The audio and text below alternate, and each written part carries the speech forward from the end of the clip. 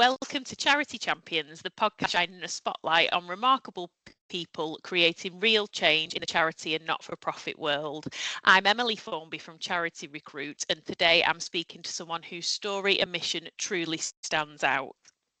Chad Maskell is the founder of Veteran Housing Group CiC, Combat Care and the MyCap Group. A self-described jack of all trade, Chad's path spans military service, homelessness, high-level corporate strategy, and now a game-changing approach to veteran support. Before we dive in, a little note for listeners. Today's conversation may touch on topics like trauma, addiction and suicide, so please take care while listening. Chad, welcome. Let's start from the beginning. How are you doing? I'd love you to tell us about your early background. What led you into the military and how did your journey evolve from there? That's a pretty well question. So I come from, okay, so let's bring it back. So I come from quite a poor upbringing initially. You know, I was born in South London, and I was born in Wandsworth. So my mother, we had a term, we were dragged up, not brought up. It was kind of one of those things, you know, in the early 80s. And yeah, it was quite challenging for my mum, bless her. But my dad was sort of a workaholic, smokeaholic, drinkaholic, workaholic. So he was one of those, he was a bodyguard and a chauffeur, you know, for wow. This Night in the Pips, DC LaRue and all the a doorman, a bodyguard for Arabs, all these sorts of things. But he was in the life, and my mother, bless her, she was at home trying to bring up myself and my baby brother at the time. Most of our clothes and stuff was from charities and things like that. So yeah, it was a pretty hard time, but my mum was an absolute queen. So she did the best she could to get us through those motions, you know. So the right to buy your council house came in I think it was in the mid 80s. My father by then had already had like 2 or 3 heart attacks. And my mother decided, my grandfather, he was a scriptwriter for the BBC. So he was, she borrowed some money from him. He wrote, invented the Yeti and Doctor Who, I think it was, the Honoured in Line. Really? Howard's Way. There were so many things that he was a part of. So he had money.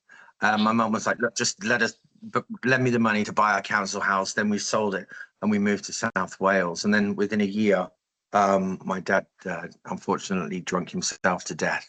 Really? But yeah, it's just one of them. Not a pleasant thing to see as a 6-year-old. So that was one of the first, I suppose, strong moments where you see something and you're like, what's really going on? But you know, again, it's all part of the process, right? So she then meets a military guy in the Air Force, and yeah, within sort of a year, we're in Germany and sort of, you know, going on. Yeah, it was an interesting childhood, I'll be honest. But my stepfather, I don't want to put too much shade on him, but he had anger problems. So my childhood was filled with fear and the occasional punch or two, you know. Wow. It is what it is, you know. Everyone wasn't afraid to take a clipping off of their mum or their father on occasions as a kid. So, and you know, it's normal, or you think it's normal at that age. So, yeah, I had a pretty ruthless. I wasn't the easiest of kids. I'll be honest. I really wasn't. I was the black sheep, put it that way. So, I was always in trouble. I was what now is very obvious is I've got ADHD. Right. So I couldn't sit still for 3 seconds without my things going, my knees tapping. And, you know, I just couldn't, everything was abnormal to me. So I tried putting that in a controlled environment. I mean, it's a recipe for chaos. So, yeah, my schooling years were not the best, if I'm honest. Well, back then there weren't the mechanisms to be able to know how to deal with that. Yeah, no, that's true. I mean, it wasn't necessarily recognized, but at the same time, I don't really want to capitalize on that as being the main reason. But to be fair, what I didn't know and what I found out many years later is that when you go through a lot of different types of trauma as a kid, you almost bottle it up and then you take it into your adult life. So, but I was running away from home. It got to a point where I couldn't be there anymore for many reasons. And I needed to get away. So I joined the military. I joined the British Army. I hadn't got a clue what I wanted to do. if I'm honest. Like back then I had like 9 paper rounds every day before school. And, I was washing dishes in restaurants and, just trying to catch some money from here, there and everywhere. And yeah, I needed to join the military. I needed to get away. So I joined the British Army as a junior soldier.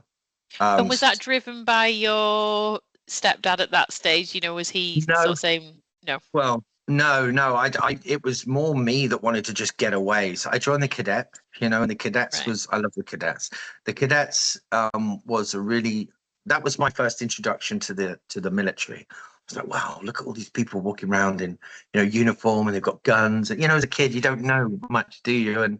And you're like, oh, I want to do that. I want to do that. So I did the cadets at first, and then I was like, right, I've got to join it. And I didn't want to be at home. I was either running away, I was getting in trouble a lot.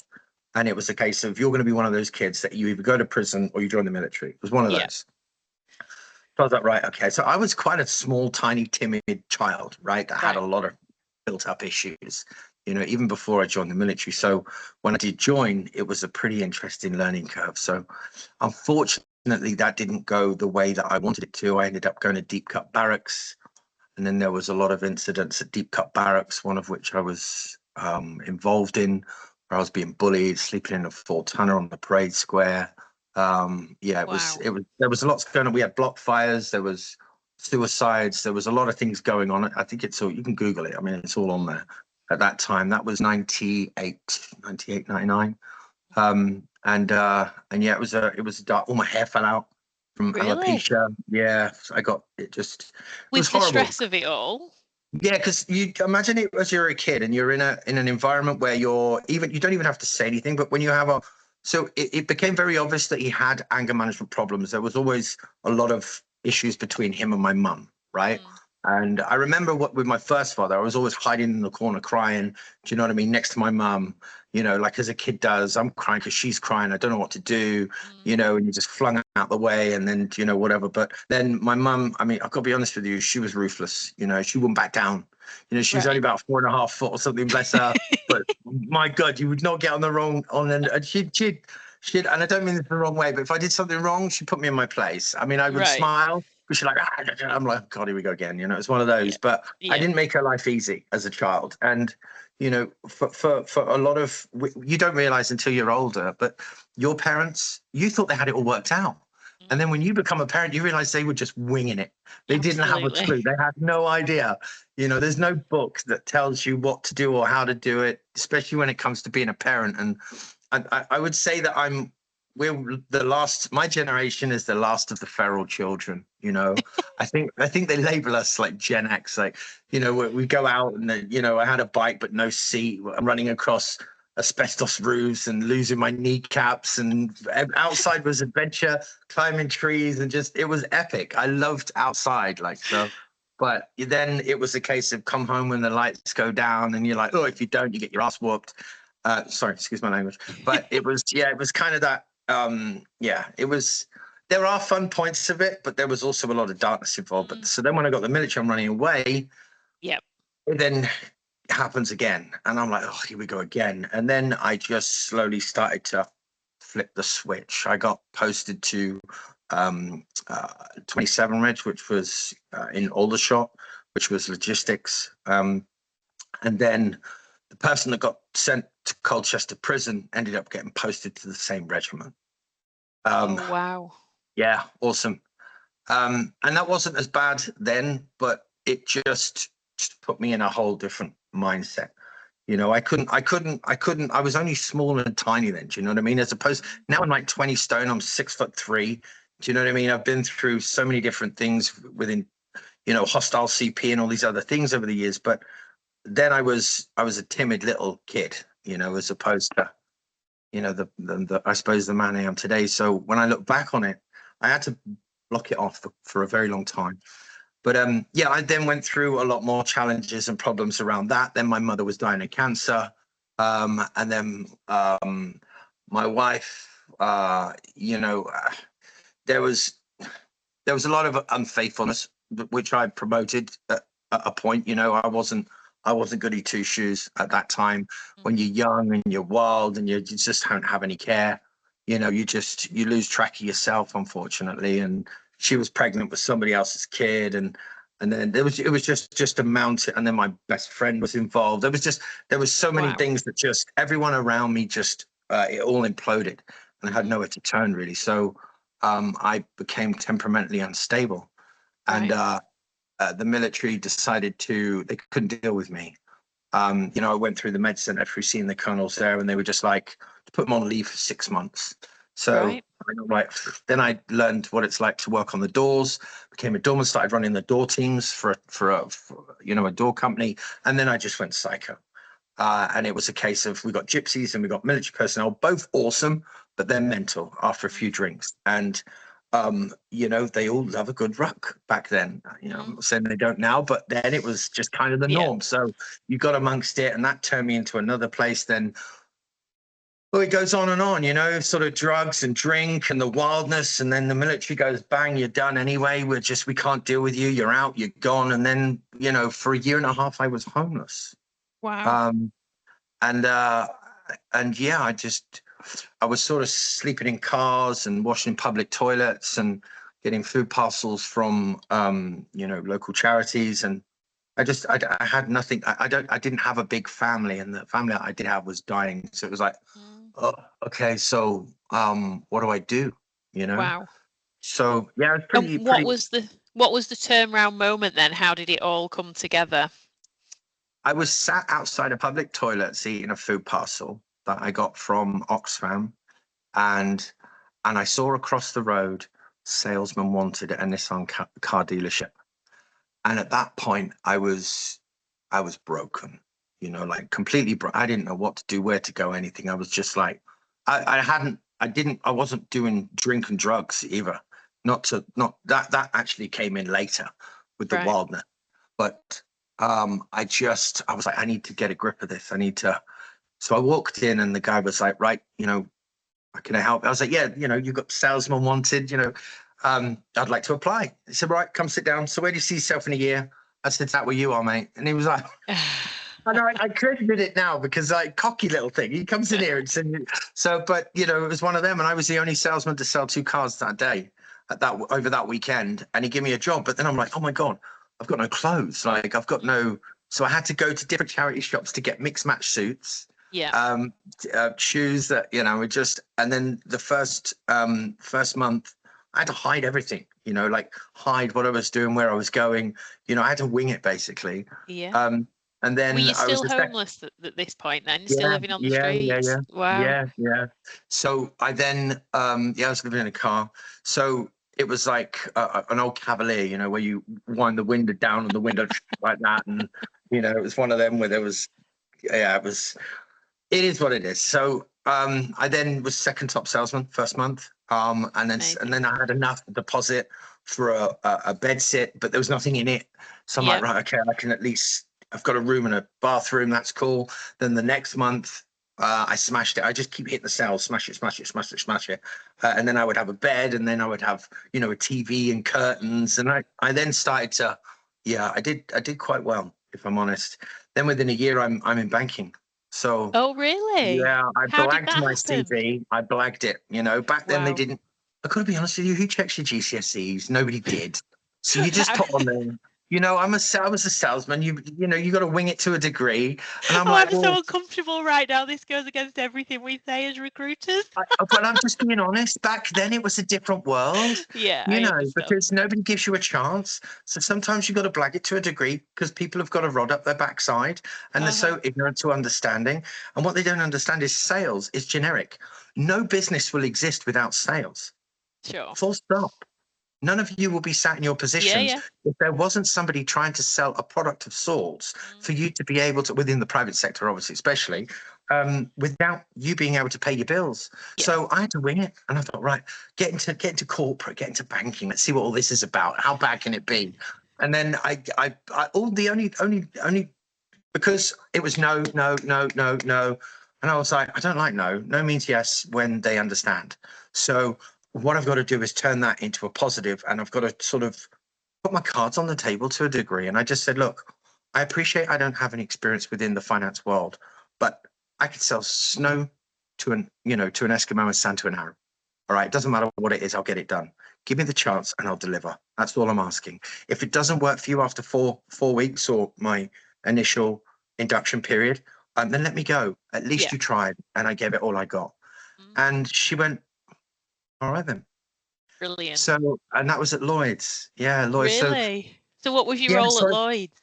as an account manager, and I Okay. absolutely smashed the target within the first quarter in the country. So hit top regional. So I just went for it. And but that back then though, it was capitalizing on things that now I look back on and think that was kind of out of order, because they were consolidating people that had loans.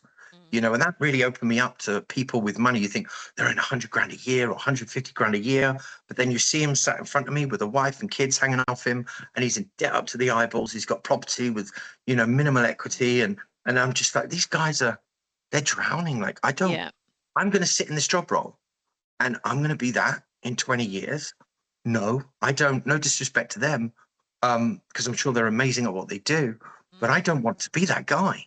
So I was like, I've got to look at a different route here, because the bank doesn't reward you on sales. They go, oh, well done. In a year or two, you'll get promoted to Premier Account Manager. I'm like, and what's the benefit of that? Oh, you get £1,000 pay rise. I'm like, no, that doesn't drive me forward. No. I need to be excited. Give me something to fight for, you know, that I'm hungry for. So yeah, I moved into the corporate side of finance, and I got to a point. Then I transitioned over to executive resourcing within the city, moved into London, went through various types of job roles, started working with senior execs, you know, and consultancies. So KPMG, Deloitte, Accenture, you know, PwC, and then different types of banks, Bank of New York, et cetera, especially down in Canary Wharf. And what I was doing is I then started to study business. And I was understanding how the back office corporate strategy worked, because it was incredibly complex. And then I would study HR, and I had some HR change management directors that were awesome people. I remember this woman, right, Karen Thornham, and she'll see this. And she was an absolute I can't say that word. She was a queen, right? If you say someone else then, but she was an absolute queen. She was in her mid-30s. Not that age matters, right? But she was a change management director. Yeah. She came in and she would get up in board level. She'd completely work a restructure. She'd be cutting costs, saving here, profit here, and just moving things around. You're surplus, you're epic, promote him, promote her, you know, and I was just like, this is amazing. Like, she can go into a corporate organization and basically restructure it. Well, I was excited about that. So then people within resourcing were coming to me at senior level that I put into temporary contracts, you know, earning like 300 to 500 a day. And I said, Chad, look, they're offering me a temp to perm, but, you know, I could take the perm role, but I'm still 30 grand below what they pay their managers at that level. And then I would work the corporate strategy for them to be able to put it forward, and then they would end up getting their perm role with the right salary, you know? And that would help them and their families. And then they would be like, oh my God, that's, you know, and I got excited. So I nearly moved into that world of working sort of like I would say almost like a career development coach type role. Yeah. But then I just got tired of talking to idiots in suits. I just, you know, I was at that age where I came from a wild background, and I'm there in corporate, and then the 2008 crash happens. And I'm like, and then I saw things for what they really were, and it wasn't pretty. And I really went into the details of it, and I just thought, that's not right. You know, I'm not for that. I understand it, but the more you get to know, it's hard not to become emotionally attached to it. And it's something you learn later on in life. But I then started to see how that would develop and grow, and there's a lot of darkness in that world, you know. And there's a lot of greed. You know, people will almost screw you over, but smile and shake your hand at the same time. And I was like, this is ruthless. Yeah. But I don't want to say I hate it. I had to understand it. I didn't want to like it, but I had to understand why and how. And I thought, you know what? It's time to step back. I can play a part of that game and go with it, or I take a step back and just go with my gut. So I came out, I became an electrician. I was like, really? Right, I was like, right, I've got to drive. Wow. I'm a driver by trade in the logistics. So I'm like, I don't want to go down that route yet. I'm just going to become a Sparky. So I qualified within 6 weeks. So I put my head in the books and I just studied. I did my 17th edition. I did my Part P. I went on a course. I went through it and then attached myself as a Sparky to a company called Mr. Electric. And then I was basically doing lots of different ad hoc work here, there, and everywhere. And then I got to a point where I was like, this is something where you've got to be in it for life and you can move through the stages. So that then got me self-aware on construction and all those variations within that world. And I was like, I'm not a trader to that degree. Like I need to move into something different. And then ended up going into hostile environment close protection. So I went Really? to Hereford. Yeah, I know. I've literally curveball. I'm And I just was going to like, just stop you for one quick minute. When I asked you to be a podcast guest, I had no idea that this was going on all these turns. This is brilliant. oh, there's so many different things. This is what I said. It was so hard for me to bring it down. I'll brush over the next parts, but the next parts are probably more important than everything. So anyway, I went into CP, then I'm in Afghanistan. In Afghanistan, I start working for a number of organizations within construction developments. I develop over 100 million in government contracts. I then set up my own company. I then get flushed off the, went to work with one company, got flushed off the board. Helped win the contract. It was an $8 million contract. And What was this for? Sorry, what was the contract for? It was working with stormwater control structures and stuff on Kandahar Air Base because it was basically it was built on a floodplain, not necessarily the smartest move. But what happened at a certain part of the year, the waters would rise and it would basically Apache helicopters are underwater, and you're talking tens of millions of dollars worth of equipment that are just bang, that's it, game over. And I was basically bidding on different types of contracts. Look, if there's money in can't say that word. If there's money in crap, there you go. I'll bid for it, because there's always it. I then started to realize if you source options, look, I'll be brutally honest. That's one of my things that actually I'm always brutally honest. I saw people with government contracts worth millions of pounds and they couldn't hit water if they fell out of a boat. Right. And I'm like, how the heck have you got that? And I was like, okay, so what I would do is I'd throw barbecues, right? Just outside the base, right, in the green zone. And I would get loads of meat delivered from the city. I would smuggle in alcohol, which was illegal. Or I would allegedly smuggle in alcohol. And basically everyone would have a barbecue, have a laugh. But I'm there. Oh, I'm so-and-so, head of contract. And I'm so-and-so doing this. I'm like, all right, give me a heads up. What are you doing? And I would basically start sourcing different intros into different companies. Oh, we need a crane rental. Oh, we could. Okay. Next thing you know, I'm renting a crane to a company for $10,000 a month for a year and a half. I don't even see the crane for a year and a half. And it cost me $30,000, But then I had to, it was nonstop. I had trucks, I had generators, So I went to Dubai, set up British AFD International, and then my business partner liquidated my assets. I came back to nothing again. Oh, how did that happen? After the $8 million contract, I then started to see the intricacies of it. There was a lot of greed involved. I went home for the birth of my kid, took no commission for anything. They sent my wife flowers and then released me. Oh. And I was like, okay, well, I was a lot more descriptive than that at that time. I won't necessarily need to put it on here, but once I got over that, in my spare bedroom in South Wales, I then started doing delivery contracts from Kandahar City to Kandahar Airfield in Afghanistan from South Wales in the UK, for KBR UK. So I started doing those types of contracts. Then I built up enough money, went back out there again. Then I started buying generators and cranes and then built that up again. And then I won an MOD contract, ended up going out to Dubai to set up British AFG International. And then I came back and my Afghan business partner he liquidated my assets. So I was like, are you kidding me? Like, really? There's some lessons here.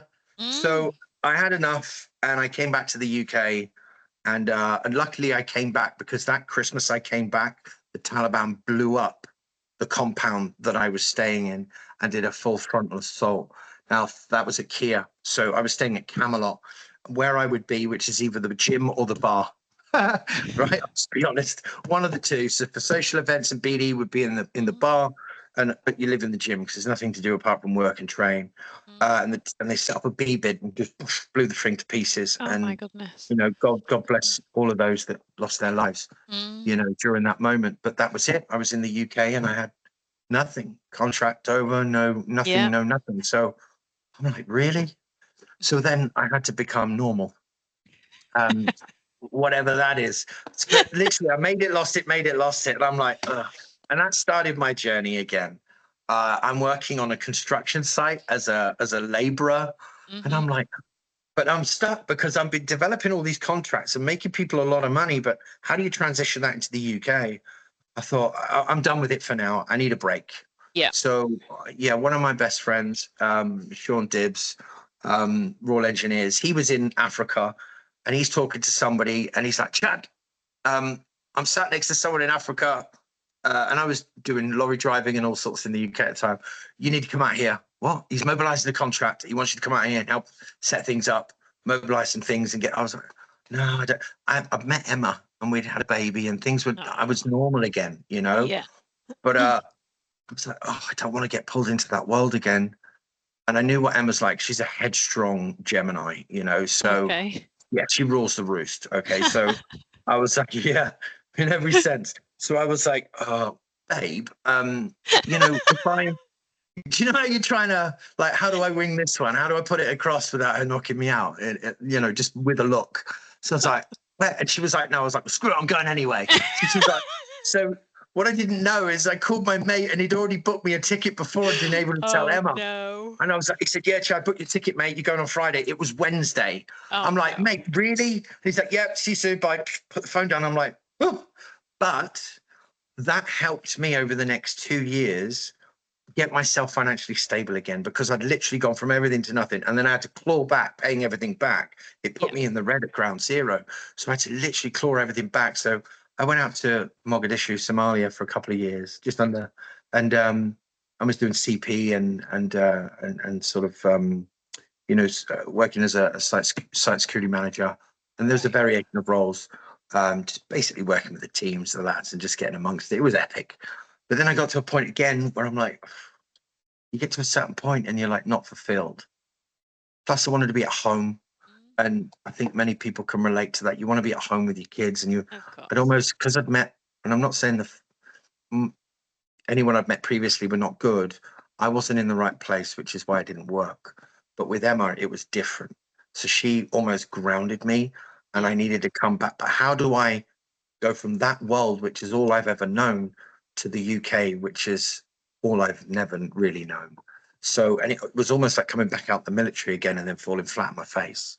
So I had to come back. I did all my health and safety, you know, NEBOSH and environmental management and construction. And I was like, great trade, but this just isn't for me. So I then, yeah, just started to go through the motions and was like, I need to get into property. And then I started going through something called a midlife crisis. Bought a sports car. No, I was going there. I was, but I didn't feel fulfilled. And I was just, look, I went to see a medium, right? As well. And I'm like, I'm Really? not for all that woo woo and, you know, da da da.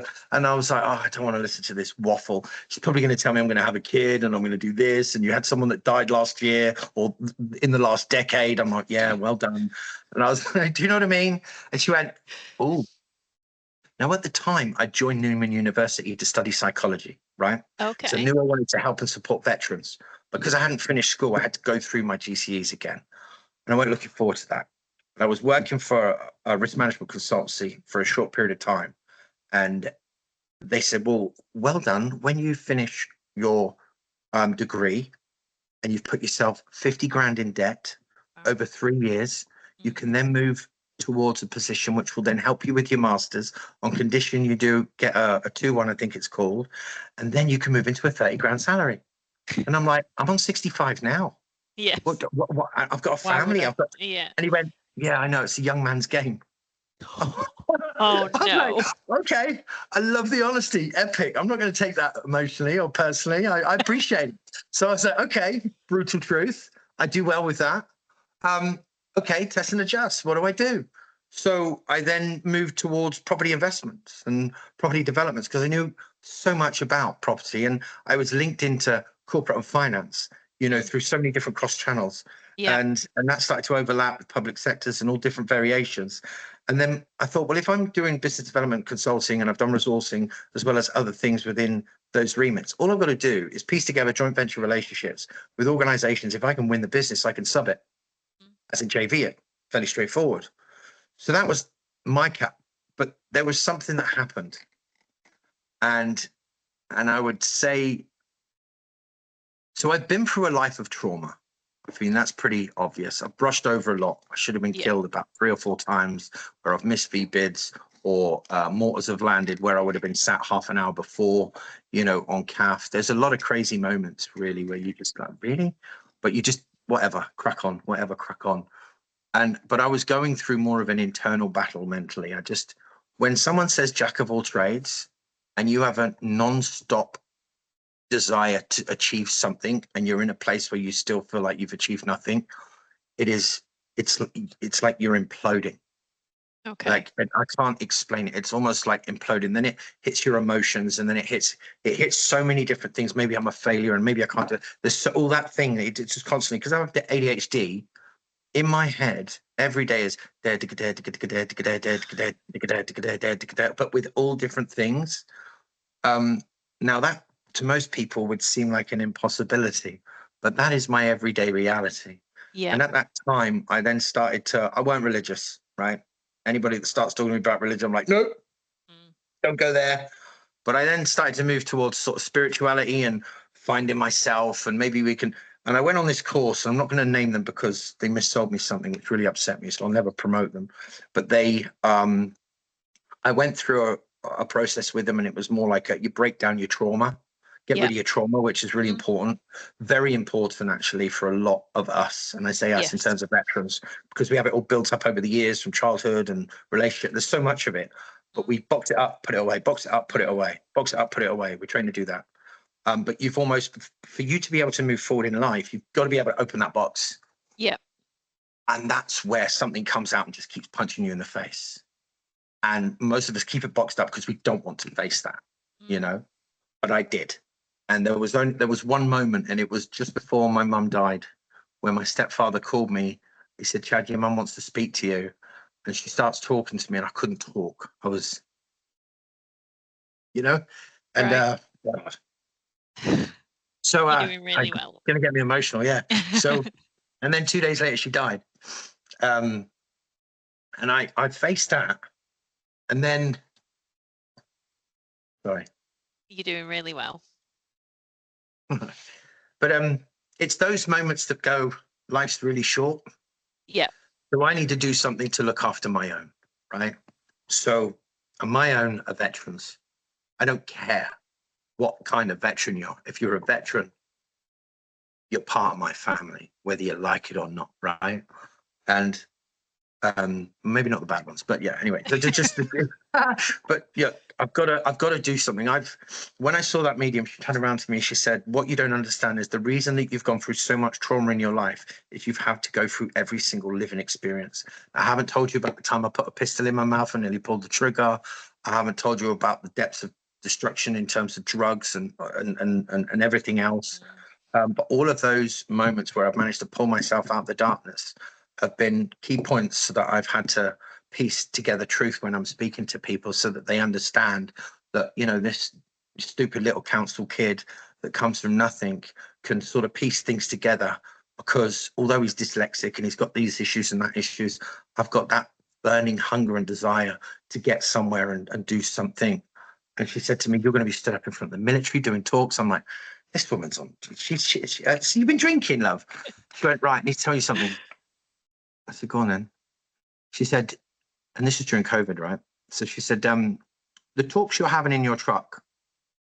So at the time, I discovered somebody called Jordan Peterson. Love him or hate him, it's your decision, whatever. But he said to me, if you don't get out there and just freaking do, you'll never achieve nothing.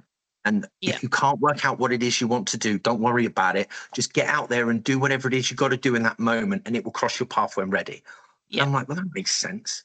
So I'm trying to do these talks because I've got this vision in my mind that I'm going to be talking to people about psychology and life experience and all these things, but no one knew.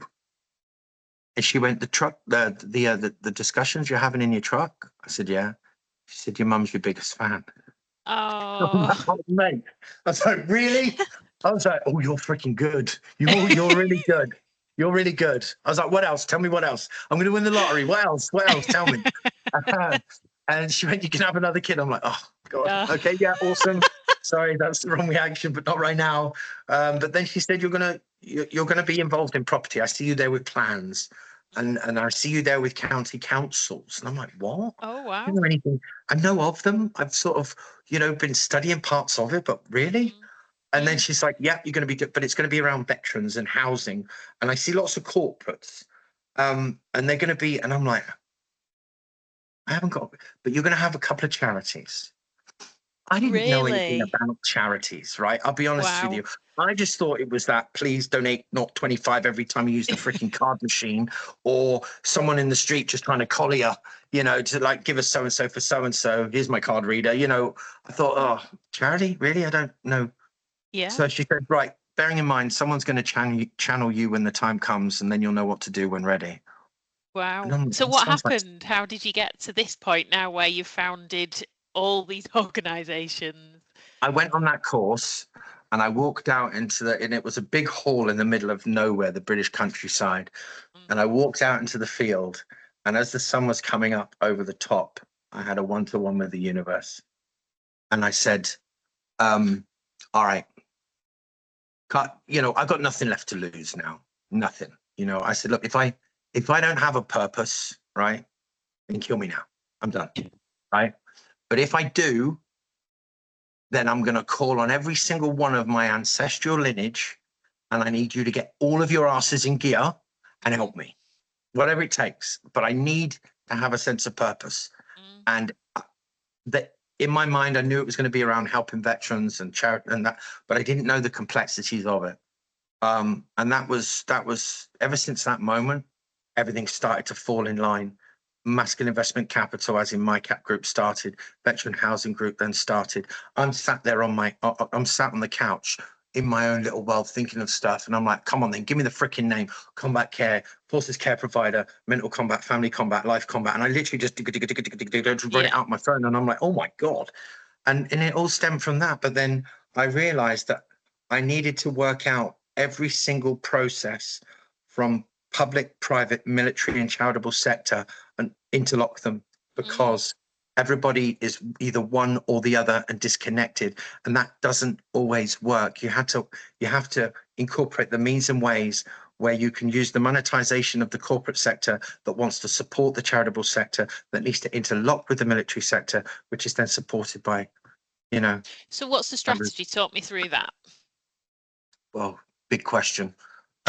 Okay, so yeah, it is. So Veteran Housing Group has been created where I can go to any local authority. I'll give you an example. I'm with a county council right now, West Northamptonshire. They've got thousands of stock on their books, right? Of all Yeah. variations that they can't afford, okay, to refurb. They can't afford to necessarily do anything with. And because of the restrictions that they're having in terms of funding from government at times, they're struggling. So they're offloading stock. Now, when you offload stock, that's it. You depreciate your value, right? Yeah. It's not a smart move, but I understand why you need to do it. Mm. But the reality is I said, no, hang on a second. I can take any one of your stock. So, and for example, there's 20, we've got 20 to 40 bedders, right? Right. Give me that stock. I can raise capital against that stock for an extended period of time. Okay. That will then refurb your stock for you. So it's not going to cost you a penny. Mm. And you're not going to lose it. So every year that stock is going to go up in value to you as an authority, and we can repurpose it for good causes, which for me is about using that building as a process to support veterans going through the process. Yeah. So, and I can do that through family offices, through pension funds. I can raise capital as well, to support it through my developers. But then it's not just a case of that. What I can then do is I can pull every single veteran that is stuck on housing benefit entrapped. Yeah. Okay, now this is the problem. A lot of veterans are trapped by private landlords that are bleeding off of them to Mm. take money, because they're a commodity. Veterans are a commodity. They're trapped in housing benefit without no support services. Okay, and they've got nowhere to turn to, so they're stuck in a cycle. And these private landlords are bleeding from them. So I said, there's tens of thousands of veterans around the entire country that I can pull out, put into this hub. I can align them with the right support services, so they have a mentor, psychologist, counselor, support element to them. I can put them through two packages: preparation for adult life, preparation for civilian life. So that's financial planning, accountability, responsibility, sales communication as a whole variation. That then tells you the real world, which school doesn't teach you. Yeah. And the military, unfortunately, doesn't either, because it's a completely disconnected reality, a disconnected understanding. So it's basically about creating your pathway. Now, it isn't just about housing. It isn't just about mental health support. It's about the exit. The exit is the most important part, but it's processing the exit and how do you use the right funding streams to be able to achieve that. Now, we had to be able to achieve that without using grants 100% of the time. Okay. Does that make sense? Yeah, yeah. So how have you gone So, about doing that without the grants? But there's so many variations, so many variations. So, for example, on the corporate element, and this is my world, I love that because I understand how corporates work in every sense. Yeah. On my top table are 20, 30-year senior level group directors in some of the country's biggest organizations. Okay. So they know how to operate at the highest level. And there is something called tax efficient benefits. So there are a lot of corporate organizations that really want to support charities, and they do. Yeah. There Yeah. are some amazing ones, anything from Asda to Yodel to, I mean, the list goes on. They're incredible in what they do. Sorry, that was a plug then, wasn't it? I don't work with them. I'm just being honest. You know, there's just so many of them. And what they're able to do is that you're basically able to write off, okay? Yeah. 10, 20, 30, 40, even 50% of your taxes to good causes in terms of supporting charities through community-based project variations or support, right? So to put it in simple terms, corporate A, we've got something which is fantastic. We're going to provide veteran footfall that are allocated into our hubs. I want you to invest in my veterans to get them trained and upskilled. They're then going to become employed by you. Okay, great. But then what I want you to do is provide a donation to the foundation, which you don't know about yet. It's sat with the commission. The Veteran Housing Foundation is being created so that you can write a tax efficient benefit to the foundation, which will then support their guarantor as well as their exit. Because what happens is veterans, they'll get the training, they'll get the job, but as soon as they get the job, their benefits are over and they've got nowhere to live. Yeah. So everyone wants to promote recruitment and promote getting them a job, but where the hell are they going to live? Okay.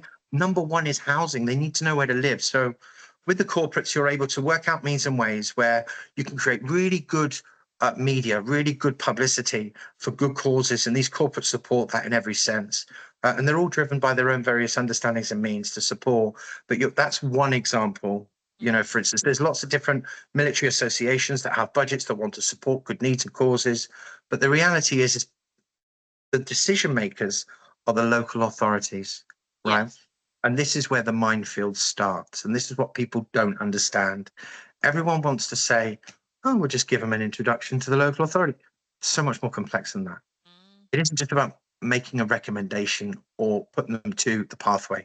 Local authorities need managing agents, property developers, financiers in terms of investors. They need service providers. There's a whole complex dialogue to it. And then that then has to be pieced together. So what we're doing is we're going to an authority, repurposing their stock, or we're buying stock that's not readily available from private partners.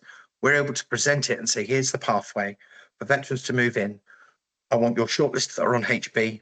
We'll then qualify who's suited to which need. So if they're in specialist supported housing, if they need to go into exempt supported, which is transition, those that want to go through X, Y, and Z, female only hub, transition hub, family hub, these are the options to put them in to help get them trained and skilled, extract money from the corporate to be able to help put them into employment with that corporate and moving on accommodation. There's the exit.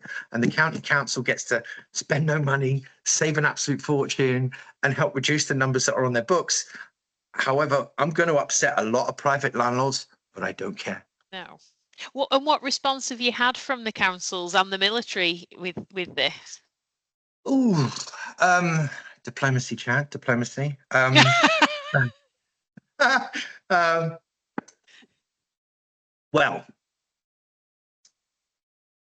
I have to choose the answer to this very carefully.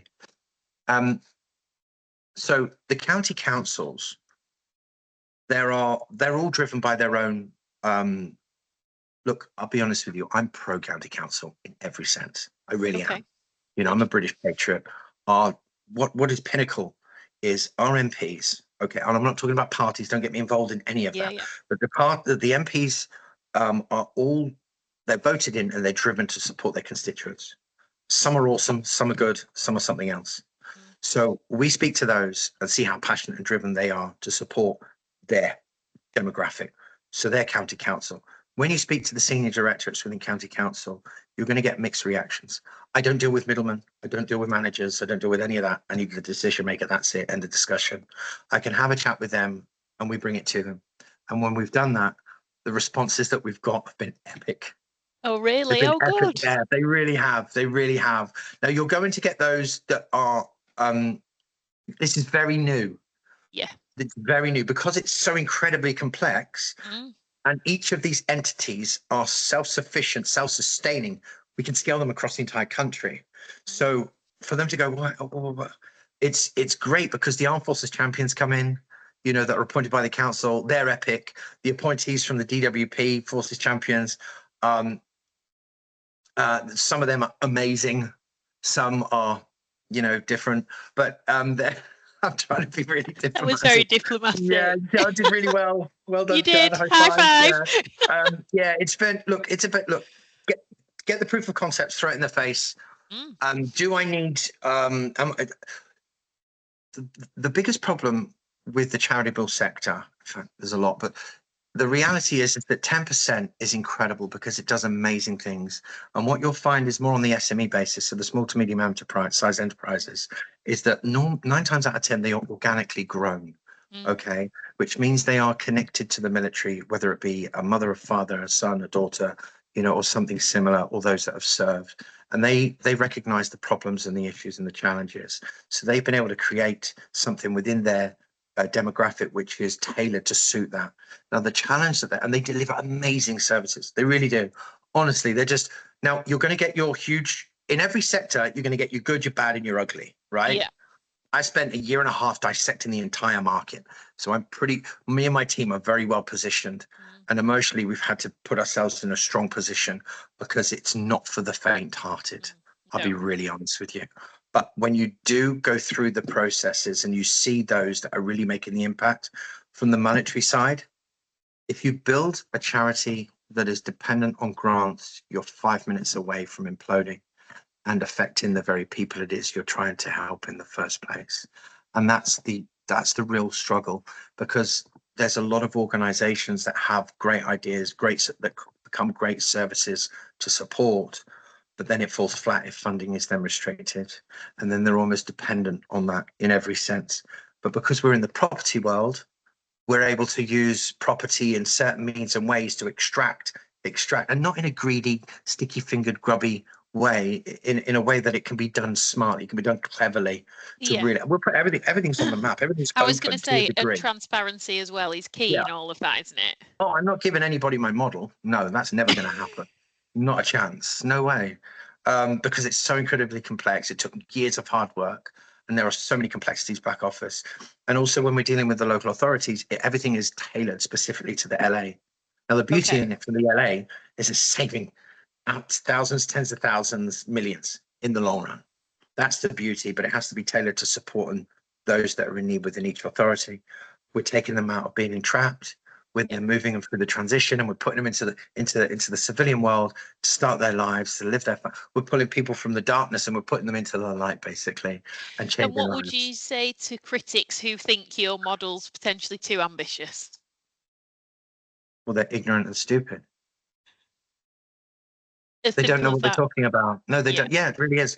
And that's the thing. So I'm absolutely, those that know me, and you'll find this out, is I'm absolutely relentless in my pursuit. There is nothing that can stop me, not even death.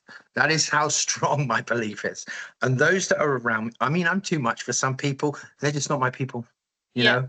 But agreed. We had to be positioned correctly. When you move into any sector, and I'll give you a good example, you can spend 20 years in the military, get to the highest level, but you're coming out of the military and you've got no clue about public sector, private sector, or charitable sector. 3 of the most important parts of supporting veterans. Yes, government is very important, and it's wonderful what government does through various changes recently that are being implemented. But with the changes that have been proposed, we've been talking about this for years, and it only scratches the surface. And yes, it is needed. Yes, it is important. But then how you are reappropriating those funds, and are they being delivered the way they need to be? I can't all of a sudden go into the military as a general, but go, oh, I'm surrounded by people that know what they're doing, so I'm going to be a general today. No, you're like, really? And it works the same way from that way back. So as you can imagine, I'm having to work in multiple sectors that have that kind of stigma, and it can be quite challenging at times, but they all have the best interests in some ways at heart. Yeah, so absolutely. Yeah, look, we're in our own lane, right, in every sense. So, and we had to create it through those avenues, and it has to be done directly with the county councils to support them. That then supports everybody directly. There's no indirect, or it's all done that way. So if anything for any other reason happens, with government, it makes absolutely no difference to us. Good. Yeah. Good for you. I like the fact that you're in your own lane and that you acknowledge that. I think that's really, really bold. So finally, let's have a think about advice generally or wider than your organisation. What advice would you give to others who are trying to drive that change from outside in? Don't come into a sector and think you're coming up with a new idea within 5 minutes and think it's going to work. We had to sit down and for 3.5 years dissect everything, every company, all the top 50. So you've got to understand so this is where the corporate element comes in, right? In terms of back office strategy, financial models, complexities, funding streams. There are so many different complexities. Anyone could come up with an idea and take 10 million from government and just go, oh, look at what we're doing. Yeah, I understand it to a point, but the reality is how can you create a self-sustaining, multi-generational model that is making maximum impact without any type of hindrance moving forward? For you to be able to do something like that, you've got to have years worth of, you've got to know what you're doing. You've got to understand the complexities of it in every sense. Because when you're stood at the table, I mean, look, I can't answer every question, but I've got someone next to me that can. But I need to know myself the complexities of each sector. I need to know it. I have to be competent. That my biggest fear is incompetence. That's it. So you've got to be incredibly competent. You've got to be able to back up every single process, every single stage, and understand the markets and the processes and everything moving forward. Because without all of that from every angle, when someone attacks you or tries to put this, don't come at me with numbers. The numbers, census was 2022. We've already forecasted that annually based off of numbers that we've been able to procure. So people, when they talk to me about numbers, they're about 3 years out of date. And I'm like, yeah, but have you forecasted them year on year? No, well, we have. We need to. It's important. You need to know. When someone says to me, I don't hold data, that means, yeah, I don't know. So it's like, but that really creates opportunity for change. So we could do things better. We could do things in a more effective way. And we can't always just rely necessarily on what everybody else is doing. We've got to make the impact ourselves and then take responsibility of it to drive that forward. So if you're going to do something, market research has to be done across every sector that connects with, through every single possibility, good and bad. And then once you understand that, and it's scalable to a degree where it can be almost, the risk is minimal, go for it. What great advice. Yeah, I feel like we could chat on all day. The cost kicked in there. It was too much. I was thinking, do I say enough? Don't I say this? Look, I'm incredibly, there's a big difference from a charity CEO and a charity CEO founder, right? A charity CEO founder has had to go, they're a generalist. They've got to do every single job role from you've almost got to fire yourself weekly or monthly until you've made it, because you've got to do every single job, every single that. So every time someone comes in, you're like, wicked, I don't have to do that now, but I can oversee it because I know how it works. And do you see what I mean? You've always got to do it. 100%. Yeah, I've got a lot of our next guests on the podcast are actually talking about that transition from Yeah. becoming a founder CEO to a CEO or to a chair of an organization, and the emotion that goes alongside that. So it's definitely one for another time, but I'm going to wrap it up and say thank you sorry. so Have I much talked for too being much? not at all. You've been absolutely brilliant. As I say, I could go on all day, and Yeah. I've loved having you on. It's been a real pleasure. You're so passionate about what you're doing, and you're relentless in your drive for impact, and I know that the listeners will walk away from that feeling really inspired and possibly challenged. So thank you so I hope much. so. I didn't want to put too much. I didn't want to put a lot of negativity in it. But what I would say is you've got to be tough-skinned in this sector for sure, because it's not all roses. There's going to be a lot of interesting experiences and learning curves, and you've got to be prepared to be thrown from pillar to post. But once you've managed to, the only way out is through. Yes. You've got to go at it, go through it, and keep your sanity and stay positive, and just try to leave a positive, lasting, impact on the people that you meet all the way through. And then hopefully those that were less susceptible to listen to you in the beginning become a little bit more, further down the line. 100%.